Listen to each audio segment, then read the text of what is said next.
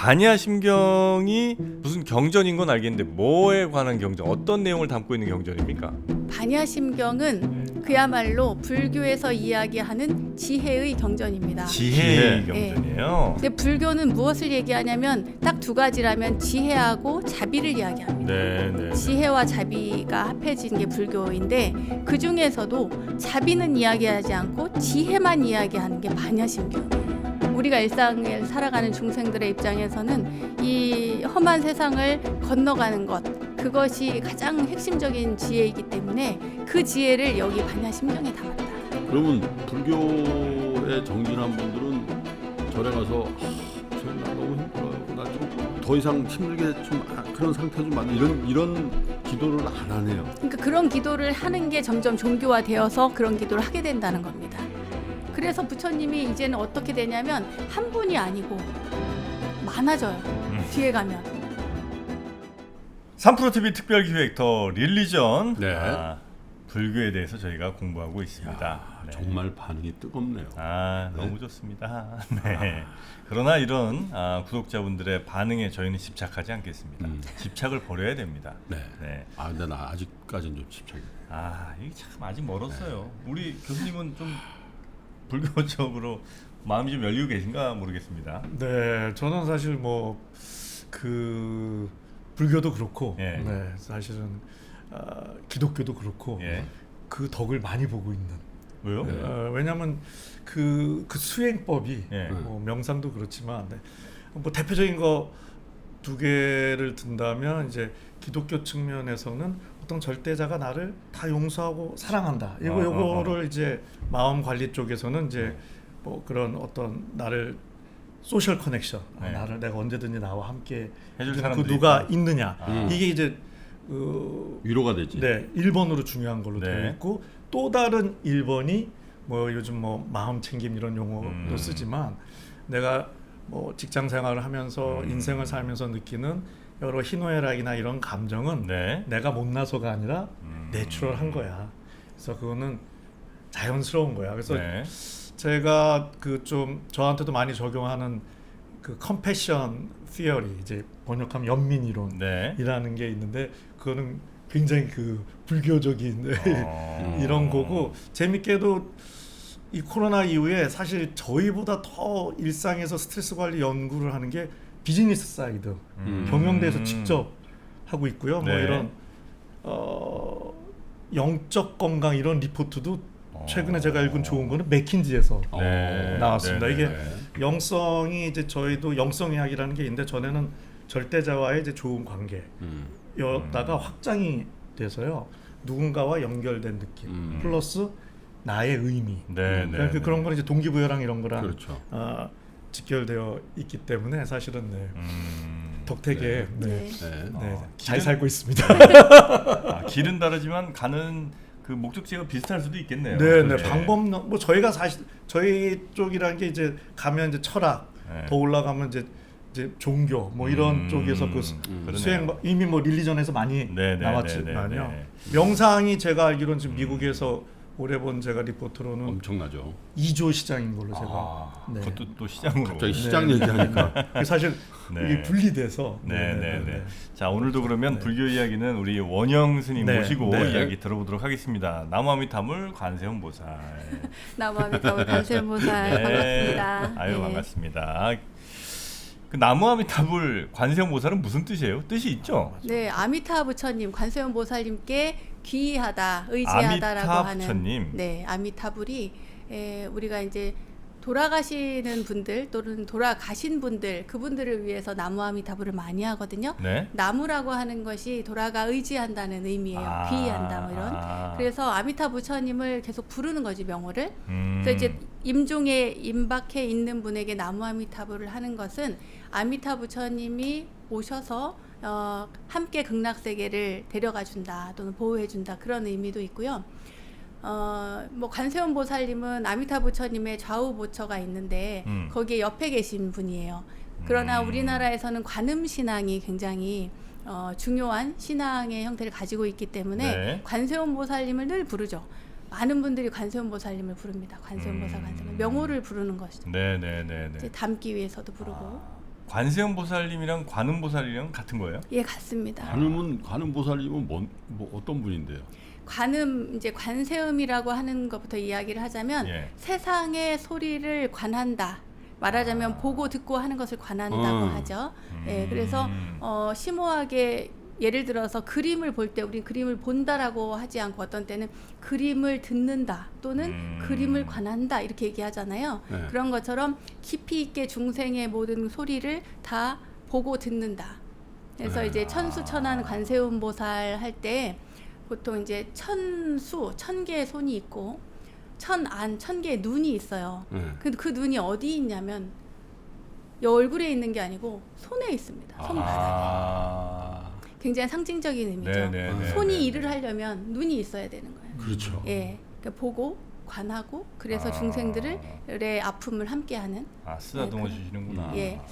근데 이게 굉장히 역사적으로 그 불교 역사에 긴 역사가 있어서 그 흐름상 초기 불교, 부파 불교, 대승 불교 이러면서 그 흐름이 많이 바뀌고 나중에는 이제 원래의 부처님께서는 당신을 신성시하는 걸 굉장히 거부하셨는데 그렇죠. 나중에 가면은 이제 중생들이 부처님을 그리워하고 또 부처님께 의지하고 싶고 그러한 마음이 많이 작용을 합니다. 그래서 지금의 형태를 취하게 됐죠. 네. 그 말씀을 이제 어떤 분이 들은 거야. 그래서 자기의 상표를 관음으로 한 분이 있어. 누구요? 일본의 캐논. 네. 캐논이 관음의 그런가요? 네, 카논입니다. 카논. 네. 그래요. 딱 그 말씀. 네. 지금 하신 그 관음의 그 뜻이 네. 그 카메라잖아. 그런 뜻이 있다. 네. 캐논이 그런 뜻이에요. 예, 관음입니다. 재밌는 거 많다 진짜. 네. 자, 그럼 오늘 이제 저희가 예고해드린 대로 여러 경전이 불교에 당연히 있습니다만 그 중에도 그렇죠. 반야심경 대표적인 경전이 불교계의 명심보감이라고 할 수 있죠. 자, 그리고 또 마침 우리 스님께서 이제서야 이해되는 반야심경이라는 책을 쓰셨어요. 책을 또 쓰셨으니까 아주 역할을 잘하고 계시네요. 근데 책 디자인도 참 깔끔하다. 그지? 반야심경. 등김에 질문 하나 드려도 될까요? 그럼요. 딱 피면 좋은 말씀 주셨는데요. 갈 길은 멀지만 나답게 삽시다 이런 말씀 주셨는데 이게 좀 반야심경과 연관이 있는 말씀인가요? 그런 그냥? 부분도 있고요. 네, 우리가 이제 인생을 살다 보면은 힘든 일도 많고 또 내가 각자 어떤 분들은 지금 현재 즐겁기 때문에 뭐가 고야 이렇게 말하는 분들도 계신데 늘 즐거울 수 없고 그렇다고 해서 늘 슬플 수도 없습니다. 내가 사랑하는 사람을 잃었다고 해서 그 평생 괴롭고 아프고 늘 그렇지 않아요. 네. 그 중간 사이사이에는 웃을 일도 있고 네, 함께하는 다른 분들을 생각할 수도 있고 그러기 때문에 정말 살아가는 그 길은 멀지만 우리가 살아가는 길은 멀지만 나답게 말하자면 그 인연을 잘 갈무리해서 인생을 만들어 가시라고 그렇게 썼습니다. 사실 저는 요 음절 단위로 여쭤보고 싶은 게 있습니다만 그래도 그냥 하나만 좀 여쭤보겠습니다. 갈 길이라고 이제 써셨잖아요. 갈 길이 가야 할 길입니까? 아니면 가게 될 길입니까? 둘 다 포함된다고 보는데요. 네. 가야 할 길도 분명히 있기 때문에 왜냐하면은 제가 이전 시간에 인연에 대해서 이야기를 했잖아요. 밭 이야기도 하고 그랬었는데 본인이 쌓아온 업을 이야기합니다. 말하자면 그러니까 가야 할 길은 내가 쌓아온 업인 거죠. 내가 불교 공부를 했고 반야심경 책을 썼으니까 여기 왔지. 이거 반야심경과 전혀 무관한 사람으로서 살아간다면 여기 올 일이 없습니다. 그러니까 내가 쌓아온 그러한 어떤 업이 작용을 하고 있고 그것은 가야 할 길에 영향을 줄 것이고요. 갈 길?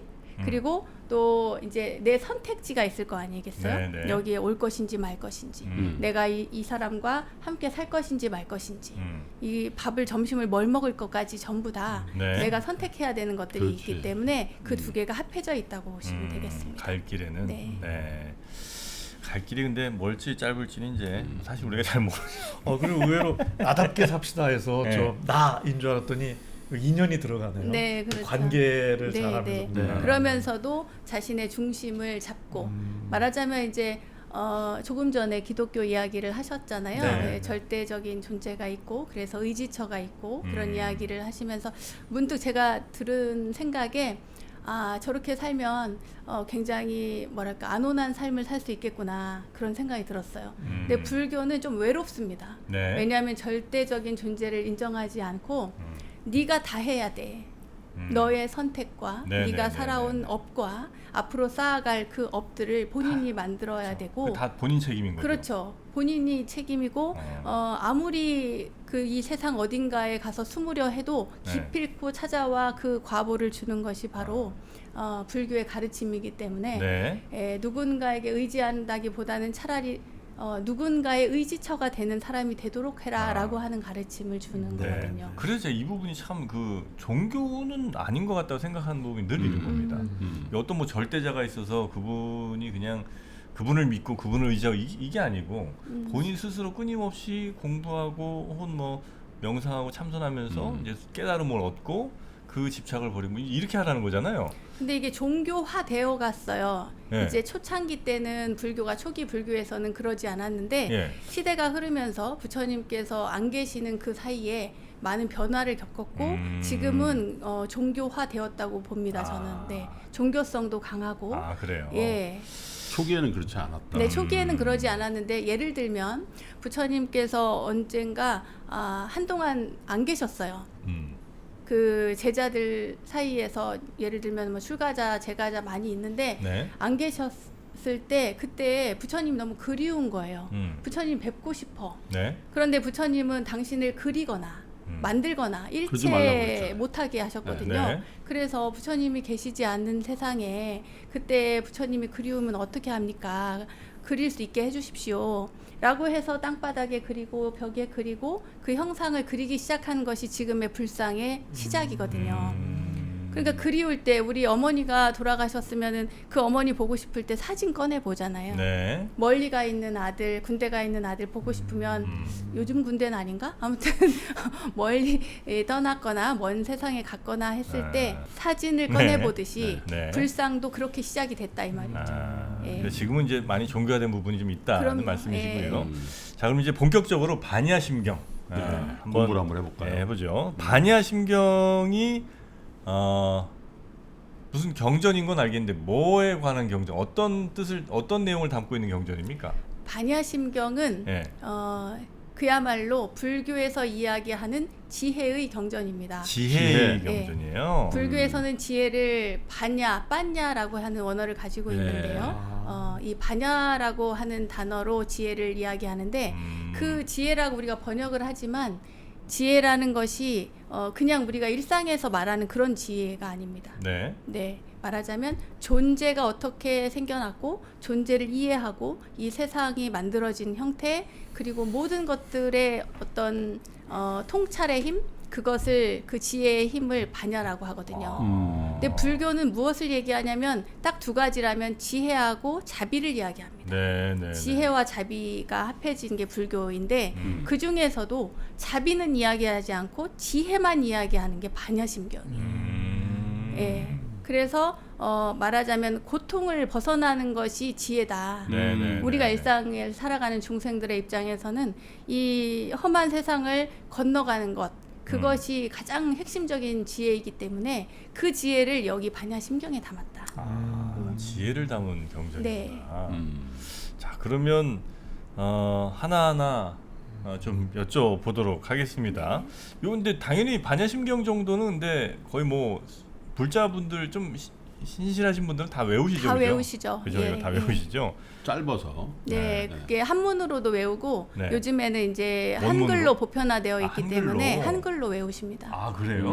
한글판은 뭐 그 내용을 풀어서 이렇게 쓴 거예요? 그렇죠. 네. 예전에는 뭐 그 마하바냐 바라밀다심경 관자재 보살 행심바냐 바라밀다시 조겨놓은 계곡도 이렇게 하면 그렇죠. 상당하신데요? 저는 뭐 외웠다니까 예전에. 예. 그랬는데 요즘에는 관자재보살이 깊은 반야바람 일다를 행할 때 오온이 공한 것을 비추어 보고 온갖 고통에서 건너느니라 이렇게 합니다. 그렇게. 네, 이것을 이제 약간 한글판으로. 범음으로 이제 째를 넣어서 하죠. 자기가 그 젊은 사람들은 그거 그렇게 안 하면 그 지금 말씀하신 것도 약간 다시 또 해석을 해줘야 되는 거죠. 네, 어렵습니다. 네네. 네. 요걸 뭐 쓴 사람이 따로 있습니까? 이거는 이제 부처님의 경전은 네. 다 초창기 때는 다 구전이에요. 아. 예, 입에서 입으로 전해져 내려온 네네. 것이고 그 대표적인 인물이 바로 아난존자라고 하는 분인데 그 아난존자가 뭐라고 얘기하냐면 여시아문 나는 이렇게 들었다. 이와 같이 내가 들었다는 거예요. 여시아문 내가 네. 들은 거야. 이와 같이 내가 들었다. 예. 그 나가 누구냐면 아난존자입니다. 제자예요. 예, 10대 제자가 있는데 네. 그 10대 제자 가운데에서도 부처님을 가장 오랫동안 곁에서 시봉하신 분, 이 아난존자인데요. 예. 그 아난존자가 이와 같이 내가 들었다 하면서 이제 이야기를 합니다. 네. 여기는 이 반야심경 우리가 독송하는 반야심경은 축약본이기 때문에 이제 핵심만 담고 맨 앞에 보면 여시아문으로부터 시작이 되는 거죠. 이와 같이 내가 들었다 부처님한테. 네네. 그럼 저희가 외우고 있는 거는 축약본이에요? 그렇죠. 예. 그래요. 예, 앞뒤가 잘리고 중간에 핵심적인 부분만. 네. 그렇습니까? 네. 자, 그래서 이제 여러 지혜가 여기 있을 텐데 예. 뭐 어떤 내용이 주로 핵심 내용이라고 할 수 있습니까? 반야심경은. 이게 굉장히 재밌게도요. 예. 이게 어려울라 치면 굉장히 어렵고 네. 쉽게 보면 굉장히 또 쉽습니다. 네. 이것은 그냥 인연을 이야기하는 거예요. 인연. 네. 그런가요? 네. 오. 그래서 이제 불교 용어 자체가 네. 공사상이라고 해가지고 공에 대한 이야기를 하는 거지만 예. 사실 그 반야 지혜가 이야기하는 것은 결국엔 인연입니다. 인연. 불교적으로 표현하자면 연기.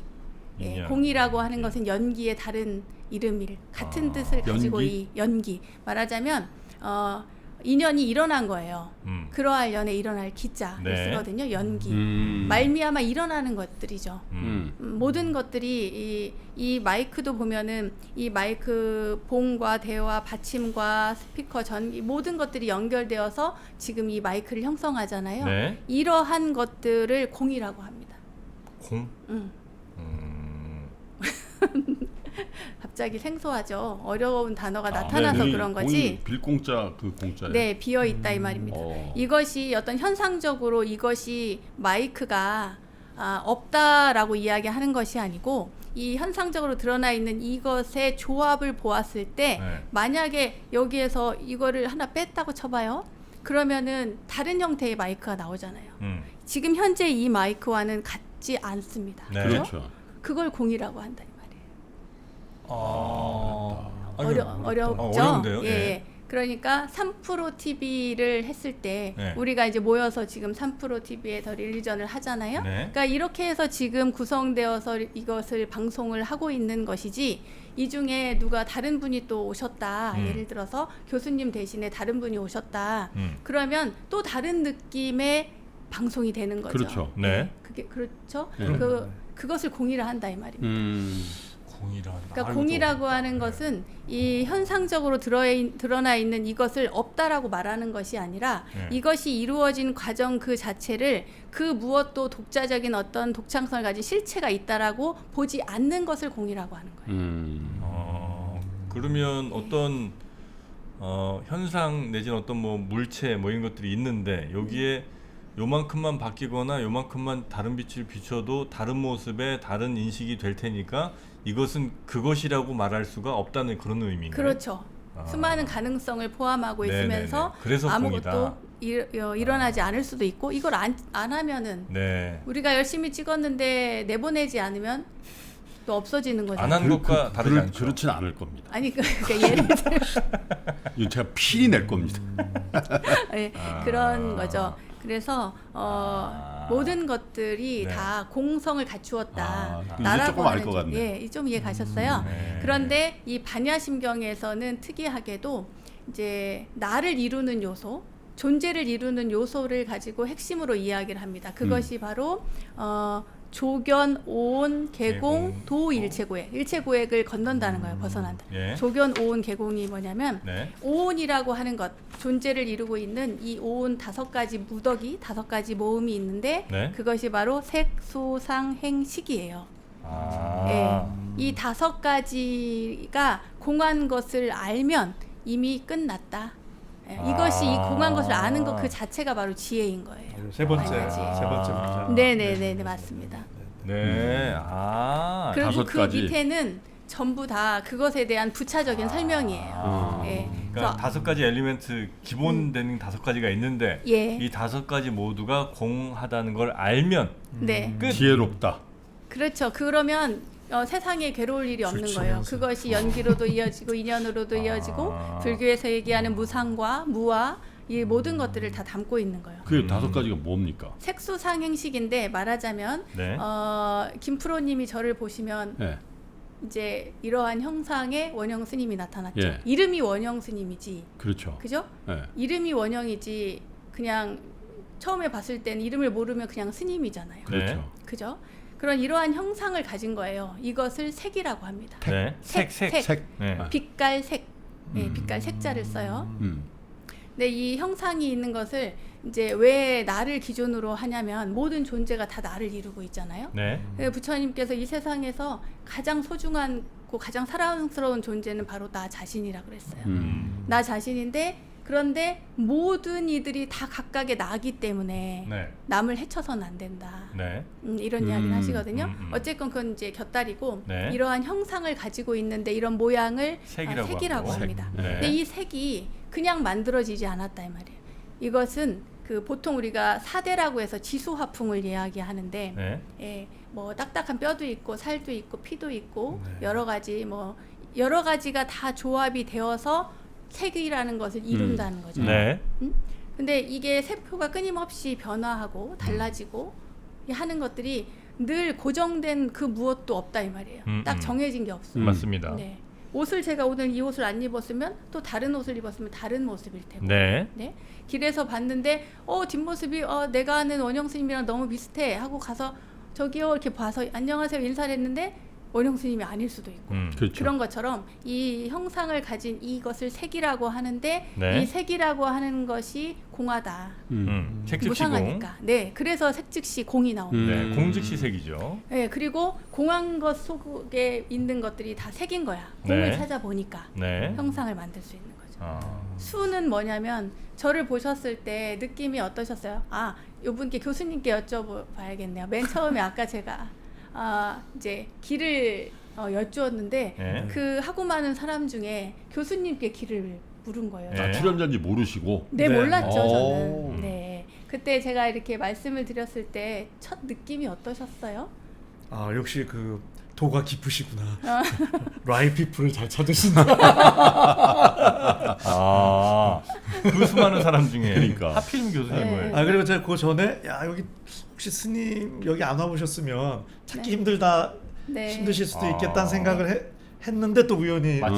해서 네. 제가 여기 네, 네. 출연자인데 민연이죠. 제가 네네네. 아까 뭐 이프로님 자리에 오늘 그러니까. 따로 나와서 근데 이제 이렇게 심한 네. 인연이죠. 네, 처음 봤을 때 느낌이 다 각자 다른 거예요. 예예. 어떤 분은 저를 딱 보는 순간 아까 여기 밖에서 여기 웬 스님이 있지? 이제 이런 분도 있고 지금 이렇게 지나가면서 저기 밖에서 막 사진을 찍는 분들도 있고 네네네. 그것은 모든 것들이 그분을 사진 찍게 만드는 어떤 발걸음을 잡는 무언가가 있다는 거예요. 동기 느낌. 좋은 느낌이든 나쁜 그게 수예요? 느낌이든 뭐 어떤 느낌이든 받아들이는 그 느낌이 바로 수입니다. 네. 그러니까 눈으로 귀로 듣고 이제 제 목소리를 듣고 저 스님 목소리 참 좋네 이렇게 하시는 분들도 있을 수 있고 또 뭐 어떤 분들은 저 스님 저렇게 생겼네 어머 그렇게 나이 안 들어 보이네 이런 분들도 있을 수 있고 각각의 느낌이 다 다르단 말이죠. 네. 그러기 때문에 그것을 공하다고 합니다. 그러니까 색 즉시 공처럼 수 즉시 공입니다. 받아들이는 거예요. 이 모든 것들을 받아들일 때 느낌을 이렇게 표현을 한 거예요. 수로. 이건 약간 그 독일 철학의 어떤 그 인식론 뭐 이런 것과 좀 다 있는 것 같고요. 네네. 그리고 또 상이라고 하는 거는 색수 상 행식의 상은 네. 느낌으로 끝나지 않고 느낌이 생각을 만들어냅니다. 네. 생각을 일으키게 한단 말이죠. 아까 뭐 저를 봤을 때 그렇죠. 사실은 그거는 생각의 단계예요. 느낌의 단계를 조금 더 벗어난 이미 생각까지. 스님이 좀 오시면 힘드시겠는데 저분이 스님인가 같이 출연자인가 이런 여러 가지 생각들을 일으키게 한다는 거죠. 예. 그 다음에 봤는데 유튜브를 봤는데 원영 스님이 반야심경 하는데 너무 잘해. 이 스님 한번 만나봐야겠다. 그런 생각이 들면은 뭐 거기에서 의지가 생기는 거예요. 제가 그런 상황이었어요. 네, 이 스님한테 한번 찾아가 볼까? 아니면 이 스님을 한번 초대해 볼까? 그렇죠. 여러 가지 의지가 생기죠. 그게 행입니다. 행동할 행. 행하다 할 때 네. 행자, 행동하다 행자. 식은. 네, 식은 그래서 봤어요. 보고 나니까 그 다음에 다시 생각이 들면서 정리가 됩니다. 여기에서 까르마의 뿌리가 내려지는 거죠. 인식에 그 말하자면 우리가 그렇게 해서 만나지게 되는 그런 업이 쌓이게 되는 거예요. 의지가 일어날 때 이미 어떤 행동 자체가 업을 만들기 시작한 것이고 그렇게 해서 만나지게 된 것이 인식작용이 생긴 겁니다. 이미 여기 계신 교수님이나 프로님들에게는 저라고 하는 존재가 이미 저장이 딱 되어 있는 거예요. 저희는 식까지 간 거네요. 그럼? 식까지 간 거죠. 근데 이게 색소상 행이 다 합쳐져서 이 식을 만들어내는 거죠. 인식. 인식작용이 일어나는 거예요. 그럼 이런 그러니까 저장 능력이라고 보시면 되겠습니다. 원영 스님과 1시간 녹화를 했더니 원영 스님에 대한 저만의 어떤 컨셉이 잡혀서 제가 딱 저장하고 있는 그 상태. 그렇죠. 원영 스님. 그러나 그 인식조차도 내가 알던 어떤 스님에 대한 편견이 있다면 다른 작용을 또 일으키겠죠. 그것도 공이네. 그러니까 그렇죠, 공이죠. 각각의 세 분이 저를 보고 같이 대화를 나눴으나 인식하는 건 다 다른 거예요. 그럼 이 공이 좀 보통 생각하는 이제 좀 텅 빈 허무 이쪽보다는 뭐 변화란 단어에 더 가깝다고 그렇죠. 볼 수 있나요? 많은 분들이 이 공을 오해를 하시는데 공은 없는 게 아니에요. 빌 공자를 썼다고 해서 비어 있는 것 속에는 충만한 가능성을 가지고 있지 그것이 없는 것이 아닙니다. 만들지 않을 수도 있어. 대신에 만들지 않을 수도 있으나 만들 수도 있는 거죠. 이 물을 제가 마시면 이제 이 안을 거쳐서 다른 형태로 나오겠죠. 변화의 과정을 거친단 말이에요. 그러나 이 물을 제가 안 마실 수도 있잖아요. 그죠? 그와 마찬가지입니다.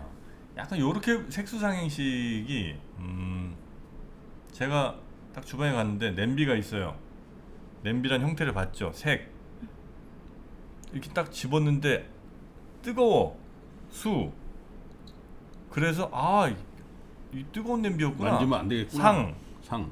그다음에 만지면 안 되겠구나. 이게 이제 의지, 행. 그다음에 애한테도 야 너 냄비 만지지 마. 앞으로 뭐 이렇게 해갖고 이 아이들에게도 그런 냄비를 만지지 말라는 업이 이렇게 쌓이는. 그렇죠. 완전 색수상행식 이렇게 딱 정리하면 되겠습니까? 그렇죠. 맞습니다. 색수, 상, 행, 식. 그러니까 이것이 이렇게 쉽게 이해할 수 있는 문제인데 이것을 설명을 하다 보니 이전에 어른 스님들이 이것을 조금 더 확대하고 또 수준 높게 하고 그러다 보니까 더 특별한 대단한 세계가 물론 존재하겠지만 그러한 것들을 조금 뭐랄까 이제 많은 사람들이 이해하기 어렵게 만드는 그런 요소로 작용을 했어요. 그럼 이게 그 가르침이면 그렇게 오래 우리가 공부할 필요가 없는 건 아닙니까 혹시? 그런데 이게 뭐가 문제가 있냐면 색수상행식만 알면 그거 뭐 다 그냥 인연이고 공이고 하니까 그렇게 괜찮네 뭐 이렇게 이해가 다 되는데 이것을 현실에 적용을 하려면 이게 어려워지는 거예요. 그러면은 그것을 명확하게 이해하고 체화된 사람은 집착이 없습니다. 번뇌가 일어날 일이 없죠. 그런데 우리는 집착도 일어나고 번뇌도 일어나고 욕망도 일어나고 그 모든 것들이 일어난단 말이죠. 그래서 이제 이걸 슬픔도 좀 있고 계속 외우면서 나에게 체화를 좀 시켜야 되는 거군요. 그렇죠. 이해하면 훨씬 더 살아가기 수월하고 고통에서 벗어날 수 있는 가르침이라는 이유가 바로 그것입니다. 고통에서 벗어나야 되는 이유는 뭡니까? 우리 삶 자체가 고통이잖아요. 고통을 싫어하잖아요, 다들. 고통받는 고통을 것을. 싫어한다. 근데 그 고통이 있어야 어떤 뭐 나중에 쾌감을 얻을 때도 훨씬 더 아마 뭐 그럴 수도 커질 있겠죠. 수도 있고 예. 그리고 그 고통이 결국은 나를 또 강하게 만드는 걸 테니까 네. 그래서 이제 그 고통을 이제 당연하게 받아들이는 편이거든요. 네. 근데 고통을 피하자 혹은 고통을 멀리하자 이거는 조금 어떤 삶에 대한 책임을 좀 회피하는 것 같은 느낌이 좀 있지 네. 않나 싶은데요. 제가 볼 때는 그 정프로님은 고통의 그 수위가 내가 감내할 수 있는 정도의 수위이기 때문이라고 저는 생각을 해요. 네. 그래서 이제 고통이 내가 감내하기 어려운 고통들이 있습니다. 말하자면 이제 지금도 뭐 난민들이나 네. 그런 사람들 너무 감내하기 힘든 고통이잖아요. 네. 예, 마찬가지로 2600년, 2700년 전에 부처님이 살던 그 세상에서는 감내하기 어려운 고통에 있는 사람들이 많았어요. 그렇겠죠. 그러니까 불교가 금방 받아들여지는 겁니다. 왜냐하면 너 참 살기 힘들지. 지금도 절에 오시는 분에게 가끔 너무 힘들어 보일 때 아유 우리 보살님 살기 참 힘드시죠. 고생이 많으십니다. 이렇게 네. 하면 눈물을 주룩주룩 흘리시는 분들도 있어요. 그러니까 정말 내가 감내하기 힘든 고통에 있는 분들도 있단 말이죠. 네. 그 순간만큼은. 네.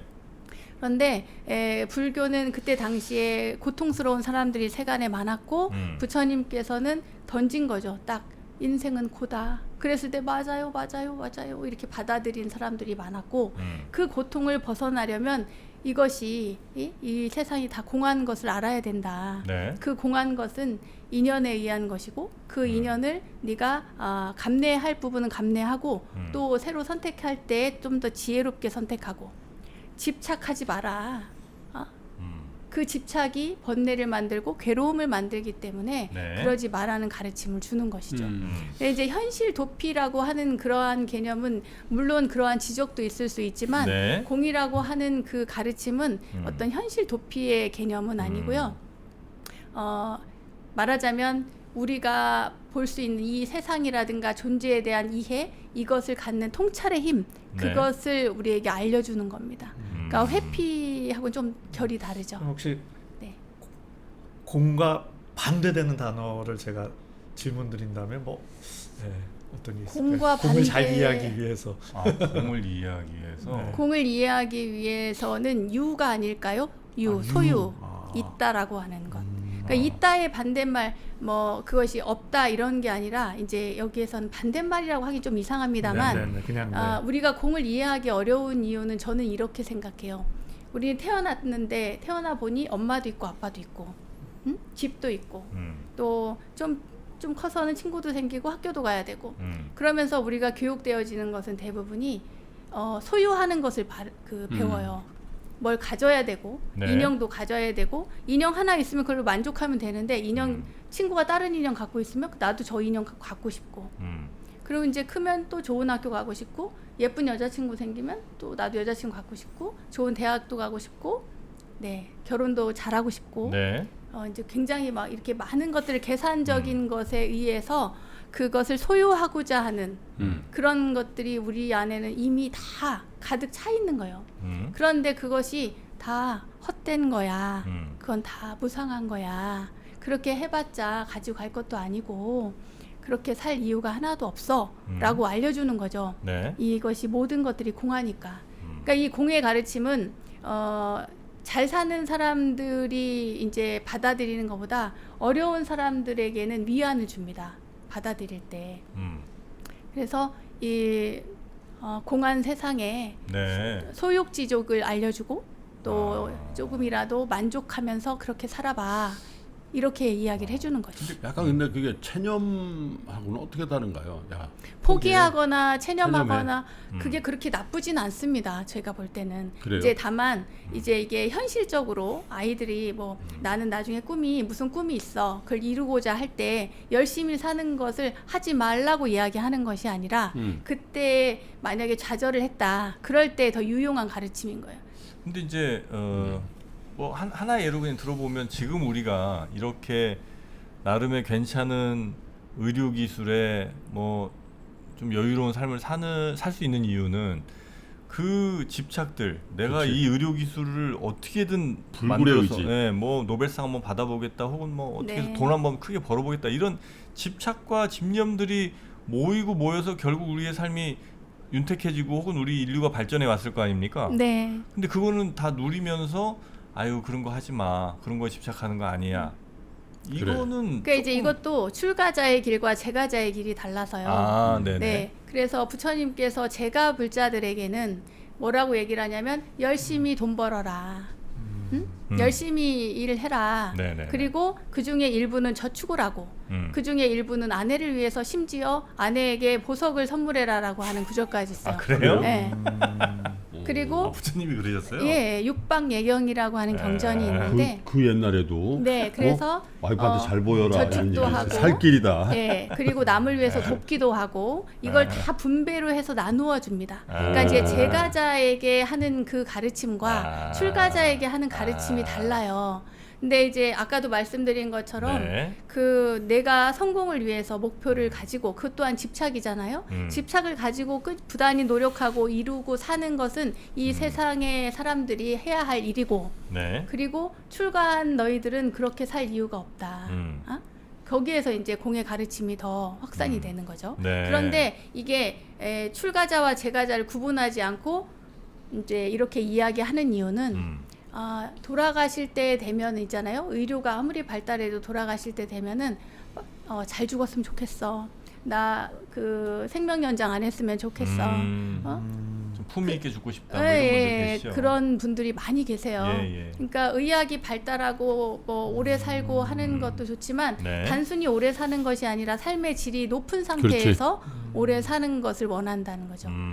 그러지 못하는 삶을 위해서 이러한 공의 가르침을 주는 것이지 네. 보통의 평범하게 살아가는 사람들에게 이야기할 때는 또 다른 개념이 있습니다. 근데 이제 반야심경을 비롯한 불교의 경전은 대체로 출가자들을 위한 경전 아니에요? 근데 이거를 그냥 일반적인 제가자들한테 다 그냥 이렇게 하면 약간 불일치가 있는 것 같아. 아까 저 깜짝 놀랐잖아요. 아니 부처님이 야, 돈 열심히 벌어. 그래서 와이프 보석도 사줘. 이런 건 우리는 뭐 상상을 못했지. 네. 야, 다 공수래 공수거야.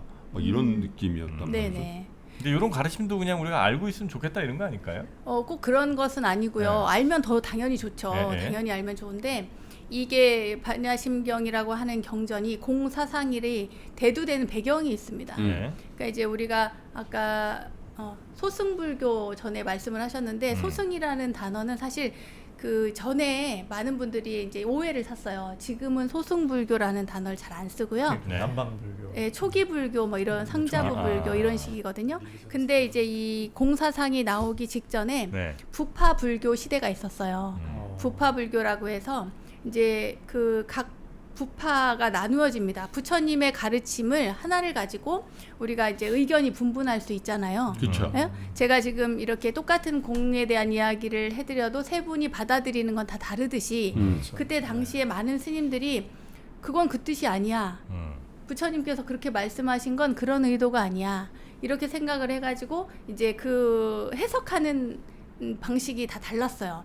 그게 이제 나누어지다 보니까 갈등을 조장하고 그래서 부파가 나뉘어지게 됩니다. 네. 그러니까 부파가 나뉘어진 다음에 그냥 이렇게 대화를 잘하고 그리고 또 편안하게 서로를 이제 이해하고 그러면 되는데 그러지를 못하고 서로 공격하고 분별하고 나누고 쪼개고 하는 그러한 시대였던 거예요. 네. 그래서 우리가 3장을 얘기할 때 경장, 율장, 논장이라고 해서 경률론 3장을 이야기하는데 그 3장 중에 논장, 논을 논서들이 많이 나온 시대가 바로 부파불교예요. 각자 자기들이 해석하는 방식을 그대로 기록을 해놓은 거죠. 그 시대에는 말하자면 서로가 스님들이 공부는 열심히 했어요. 그러니까 학문적으로 굉장히 많은 발달을 이루었지만 사실은 자기들끼리만 어떤 학문적으로 토의하고 뭐 수행에 대해서 토의하고 이런 것만 했기 때문에 네. 중생에게 관심이 없었던 거죠. 그때에 그러한 때에 이 공사상이 대두가 되는데 아주 진보적인 스님들과 그리고 제가불자들 우리들에게도 불교의 가르침을 제대로 전해주세요. 또는 부처님 당시로 돌아가자라고 네. 하는 그런 운동이 일어납니다. 그게 이제 쉽게 말해서 대승불교 운동이라는 건데 그 대승불교 운동 기원 전후에서 일어났을 때 말하자면 그렇게 자꾸 쪼개고 분별하고 이분법적으로 생각하는 그 사고방식이 그렇게 해봤자 공이야. 모든 것들은 연기에 의한 것들이지 그렇게 나누어서 얘기할 일이 아니야라고 하는 그러한 주장을 펴게 됩니다. 네. 그래서 이렇게 통합의 공사상이 나타나게 되는 거예요. 그러면 대승부조 그러니까 쪽에서 그때에 네. 그렇죠. 그때에 재가불자들이 많이 참여를 하기 때문에 네. 이것이 이제 구분 없이 재가불자들에게까지 이렇게 네. 퍼지게 됐고 그때의 대표적인 어떤 이상적인 인물로서 나오는 것이 바로 보디사트바 보살이라고 하는 인물이 나타나고요. 거기 이제 보지사바하. 보디사트바 그런 좀 다른 보살 건가요? 마하살인데 보디사트바가 원어고요. 예. 보살이라고 우리는 한문으로 예. 그냥 보살이라고 합니다. 보살의 원 그쪽 뭐 산스크리트어 예, 이런 게 예, 이제 그렇죠. 그러니까 이제 보디사트바. 아까 우리 정프로님이 말씀하실 때 그 고통을 감내하고 네. 이건 충분히 뭐 더 잘 살기 위해서 나중에를 위해서 이거 정도는 감내해야 된다라고 하는 그 얘기를 들었을 때 네. 문득 보살의 생각을 가지고 있는 분이구나 이런 생각이 들었어요. 저 보살이군요. 네. 마침 한화 팬입니다, 제가. 네. 보살이에요. 네. 요 질문 하나 마지막으로 이번 시간에 좀 드리고 싶은데 네. 이 색수상행식이라는 게 예. 반드시 우리가 눈에 보이는 물체만 갖고 얘기하는 건 아니잖아요. 뭐 네. 수많은 어떤 뭐 이런 콘텐츠가 될 수도 있고 네. 혹은 뭐 누군가의 강의가 될 수도 있고 예, 그렇지. 예. 말씀이나 가르침이 될 수도 있잖아요. 그렇죠. 마찬가지로 그러면 이 색수상행식 모두가 공인데 그 말씀에 따르면 색수상행식이 공이란 말도 공 아니겠느냐. 그렇죠, 공이죠. 그러니까 그 말 역시도 바뀌는 것이고 본질은 어쩌면 또 다른 것일 수 있는 거고. 네, 우등생입니다. 와. 네. 그렇다면 네. 이 말씀을 우리가 여기에 이렇게 집착해서 이거는 2700년 전이나 지금이나 똑같은 진리의 말씀이라고 생각할 필요가 없는 거 아니냐. 그렇죠. 그렇지만 이것을 알기 때문에 그렇게 이해를 하시고 말씀을 하실 수 있는 거죠. 이건 도구인 거잖아요. 네. 달을 가리키는 손가락인 거죠. 네네. 네. 그리고 부처님의 가르침조차도 거기에 집착하지 말라는 뜻에서 네. 뒤에 가면은 무고진멸도, 고진멸도라는 것도 없다. 고진멸도. 네, 그러한 부처님의 가르침조차도 네. 그것이 없다라고 이야기를 하는 거예요. 내 뒤에 가서. 가르침이 이거지만 이것조차도 없는 것이다. 이거조차도 공이다. 이거조차도 네. 집착하지 말라는 이야기를 네네. 하는 거죠. 윤 교수님 지금 잘 못 따라오고 계신 것 같은데요. 제가 잘 못 따라오고 있습니다. 근데 이제 제가 저희들이 쓰는 이제 뭐 어떤 뭐 마인드셋, 네. 뭐 리프레이밍 이런 거랑 사실은 네. 더 맞닿아 원조죠. 있어요? 네, 맞닿아 있어서 자꾸 그 생각을 해서 그런데요. 네네네. 제가 느끼기에 아까 공에 대해서 약간 비판적으로 얘기하셨지만 네. 제 느낌에는 네. 정프로님은 이분은 약간 DNA 레벨에서 네. 좀 보살의. 공이다 이런 아, 느낌을 받았거든요. 그렇습니까? 왜냐하면 인생이라는 게 워낙 그 통증이 있는 거 아니냐. 네, 이게 네. 사실은 뭐 그렇죠. 엄청난 공 네. 아닙니까? 네. 그렇습니다. 공이십니다. 사는 게 고통입니다. 고통이 디폴트 값. 거기서 잠깐 벗어날 때 순간적으로 행복할 수도 있지. 그러나 행복이 없다고 해서 너무 슬퍼할 게 없다는 거예요. 그러면 저는. 네. 불교에 정진한 분들은 절에 가서 부처님 나 너무 힘들어요. 난 더 이상 힘들게 좀 그런 상태 좀 안 이런 기도를 안 하네요. 그러니까 그런 기도를 하는 게 점점 종교화되어서 그런 기도를 하게 된다는 겁니다. 그러니까 근데 그것도 부처님이 공이고. 그렇죠. 부처님이 이제 초기에는 당신을 신성시하는 것을 이렇게 못하게 하셨지만 네. 지금에는 보통 부처님 이거 좀 도와주세요. 관세음 보살님 저희 좀 봐주세요. 뭐 병이 낫게 해주세요. 이렇게 빌기도 하잖아요. 그래서 부처님이 이제는 어떻게 되냐면 한 분이 아니고 많아져요. 뒤에 가면. 네. 왜냐하면 그 중생의 소망에 따라 다 부처님인 거예요. 부처님의 숫자가 엄청나게 늘어나는 미륵불도 거죠. 생기고. 이건 진짜 네. 구세주, 절대자 이런 개념은 없는 거네. 그렇게 그거는 좀, 보지는 다른 않지만 것 같아요. 다만 그래도 말하자면 제가 수술을 하러 들어갔어요. 저는 불교를 공부한 사람인데 예를 들어서 이제 눈이 안 좋아서 눈 수술을 하러 들어갈 때 저도 모르게 관세음보살님 제가 수술이 잘 되면 눈을 잘 보게 되면 나중에 더 좋은 일 많이 할게요. 말하자면 일종의 그 관세음보살님이 뭐 딜을 하는 거예요. 네. 나 눈 고쳐주면 내가 잘할게라는 그런 딜을 하게 되는 거죠. 그런데 이제 제가 불교를 몰라서가 아니란 말이죠. 인간의 근본적인 기본적인 마음에는 어딘가 의지처를 구하고자 하는 그런 마음이 있기 때문에 그런 어떤 인간의 마음, 그 중생심이잖아요. 중생의 마음에 화답하기 위해서 이러한 불교가 지금의 형태를 종교적으로 띠게 됐다. 그럼 그 기도할 때 그 대상은 실제로 그 부처님이 그 일을 할 일도 없고 그 영향력이 있지도 않겠지만 그래도 나는 어딘가에 희망의 끈을 매달고 싶어서 그 기도를 하시는 거예요? 아니면 그 기도를 한다는 것 자체가 나의 의지도 좀 강하게 만들어주고 그래서 회복이나 이런 것도 빠르게 할 수도 있고 혹은 나를 수술하고 있는 집도의가 좀 더 잘해주기를 바라는 마음 이런 정도로 기도를 하시는 겁니까? 그러니까 이제 그게 사람마다 좀 다른데요. 예. 욕망을 부추기는 기도는 이루어질 리가 없다. 저는 그렇게 말합니다. 욕망을 부추기는 기도는 안 된다. 예, 재물을 쌓고자 하는 네. 거라든지 어떤 뭐 다른 쾌락에 관련된 거라든지 눈을 잘 고쳐달라는 것도 욕망 아니에요? 내가 보고 싶은 그렇죠. 그 욕망을 포기하지 내가 않는 것. 눈이 네. 눈이 안 보여서 눈을 고쳐주세요라고 하는 건 아, 내 그건 마음인 들어줄 거지. 리가 없다? 될 그렇죠. 수가 그건 없다? 의사가 들어주겠죠. 네. 예. 그런데 불교는 지금 현재의 불교는 그러지 않는다 이 말이죠. 예. 부처님께 빌고 또 실제로 영험담도 굉장히 많아요. 그래서 네. 기도를 했더니 잘 됐어 이런 분들도 많고 네. 암이라고 했는데 기도를 하고 다시 갔더니 그 암 덩어리가 사라졌대 이런 일도 있고 이제 그러니까 이것은 네. 굉장히 어려운 부분이어서 저는 잘 모르니까 네, 제가 다 네, 말씀드리긴 어렵고요. 네. 다만 저는 제가 주지를 사니까 신도님들이 왔을 때 이야기를 합니다. 부처님께 빌 때 부처님이 가장 잘 들어주는 기도는 욕망을 비우는 것, 내 집착을 내려놓는 법, 집착하지 않게 해주세요라든지 뭐 그건 내 스스로 해야 될 일 아닙니까? 그러니까 이제 그런 것이 부처님께 네. 기도를 하면서 함께 하는 자기가 거지, 함께. 다시 함께. 한번 정리가 되고 아. 그러면서 내 마음을 내려놓는 것 그것이 기도가 된다 이 말이죠. 근데 통상은 뭐 우리 아들 저 서울대 가기 위해서 치성드리고 그렇죠. 치성드린다 그러죠. 치성. 네네네. 네. 어? 정성스럽게 그런 그 보살님들이 많죠. 많이 있습니다. 네. 그런데 저는 분명히 얘기를 하죠. 네.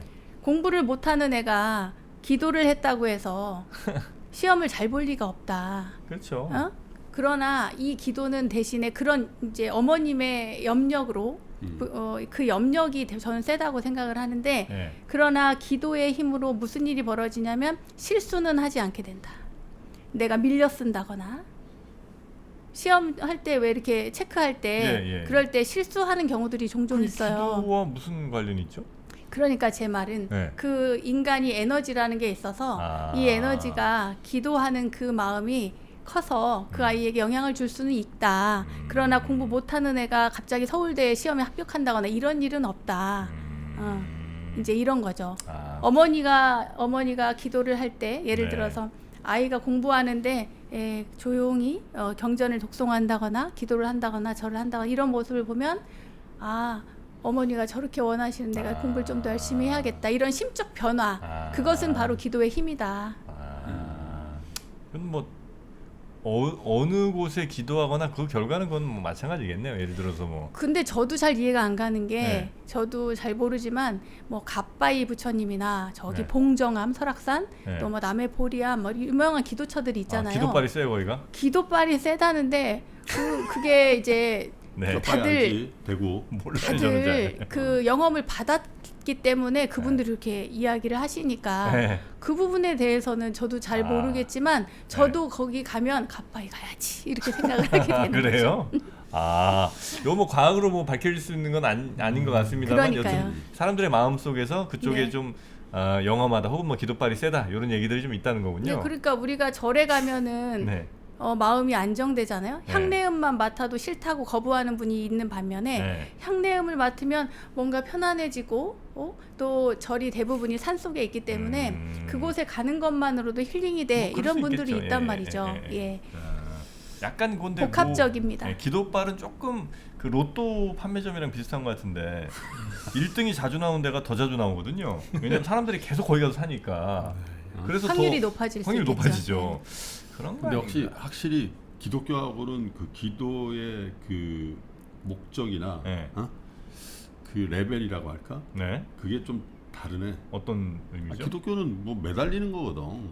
진짜. 매달린다는 게 진짜 뭐 주여. 아니 불교도 많이 매달리기는 하는데 매달리는 건 마찬가지인데요. 다만 여기에서 반드시 이야기를 해주는 것이 기적을 베풀어 주시옵소서. 예, 욕심이나 네. 집착을 네. 더 키우는 기도는 해선 안 된다. 그러한 이야기를 하죠. 네, 그걸 네, 곁들이고 그러함에도 불구하고 중생의 욕망엔 끝이 없기 때문에 그렇죠. 예, 네. 그것을 받아주고 함께 기도를 해주는 겁니다. 네. 기독교도 너무 기복 내용의 기도가 옳은 방향은 아니다라고 맞아요. 얘기하긴 물론 이제 그 맞아요. 차원 넘어가면 이제 용서하고 그- 그지 감사하고. 사랑하고 시간이 많이 됐는데 제 질문 하나 네, 드리고- 마지막으로 하나 드리겠습니다. 될까요? 저는 공이 그냥 허무 이런 줄 알았더니 네. 이렇게 네. 변하다. 전혀 다른 내용입니다. 그래서 그 저희 그 치료 이론 중에 되게 불교 수는 되게 중요하고요. 수영 전념 뭐 이런 이제 있거든요. 네. 그래서 전념? 네.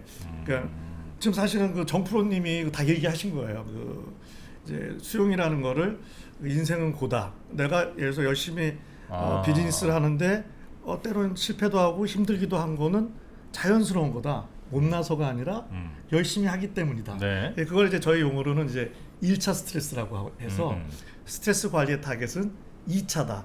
내가 잘못 결정하고 못나서 뭐 요즘 쓰는 말로 뭐 루저여서 내가 이 고통을 느끼는 게 아니라 네. 열심히 사는 거다. 그래서 2차 스트레스를 최소화하는 거 그걸 이제 수용이라고 네. 합니다. 그냥 인생의 고통을 느끼는 거는 내추럴한 거야. 네. 당연한 거야. 그 다음에 이제 전념이라는 거는 회피라는 게 아니라 가치 있는 목표를 정하고 액션. 네. 힘들지만 계속 버티고 네. 액션. 뭐 아까 빨리 말씀하셔서 모르셨겠지만 정프로님이 그런 얘기를 하셨거든요. 뭐 인생 살다 보면 네, 힘든 일도 있고 네. 그러다 뭐 살다 보면 좋은 일도 있고 나쁜 일도 한 게 이게 수용 전념. 아, 그래요? 네, 아, 그 됐다. 프레임을 갖고 계신 거거든요. 아유, 아닌 분들도 많으신데 네. 전념도 결과로. 불교 용어인가요? 전념은 불교 용어는 전념한다는 것은 저희는 정진한다고 이야기합니다. 정진. 네. 그 공에 약간 방향성이나 가치 지향적인 게 있는 거죠. 네, 그렇죠. 예, 네, 그런 네. 부분이 있고 일단 이제 공사상이라는 것이 그렇게 어려운 건 아니고 네. 또 허무주의를 바탕으로 한 것도 아니고 아니네요, 전혀 아니네요. 네, 예, 많은 가능성과 여러 가지를 포함한 어떤 연기의 법칙을 갖고 있다. 네. 자, 그러면 저희가 반야심경 뭐 전체적인 내용은 좀 파악을 했습니다만 또 디테일에 들어가면 또 다른 네. 다음 시간에는 이 반야심경의 디테일을 한번 네. 파보는 시간을 갖도록 하겠습니다. 원영 스님 다음 시간에 잘 좀 부탁드리고요. 다음 시간에 뵙겠습니다. 네, 고맙습니다. 감사합니다. 무려 6천 명이 넘는 어른들이 모여 세상의 변화를 읽으며 기회를 모색했던 그곳 위즈덤 칼리지가 교보문고와 함께 돌아왔습니다. 70여 시간의 커리큘럼, 대한민국 최고의 전문가 16명이 함께합니다. 투자와 경제, 임형록, 정채진, 조영무, 박석중, 국제, 강성용, 최준영, 신은철, 심리, 김경일, 서은국, 예술, 전원경, 테크, 권석준, 도시, 김시덕, 과학, 김범준, 창의, 최인아, 여기에 월가의 전문가 펀드 스트렛 창업자 톰 리 그리고 스노우폭스 그룹 창업자 김승호 회장과 함께하는 스페셜 세션까지 최저 수강료 그리고 최대 혜택의 시기 얼리버드 마감 전 지금 수강 신청하십시오. 영상 아래 링크를 클릭하시면 자세한 내용을 확인하실 수 있습니다.